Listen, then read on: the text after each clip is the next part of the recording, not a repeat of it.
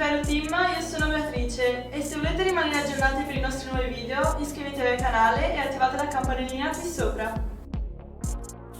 Continuiamo la serata con una bella sfilata di moda, perché adesso a proporci le nuove uscite per l'autunno-inverno 2022-2023 c'è il Baule Shopping Center.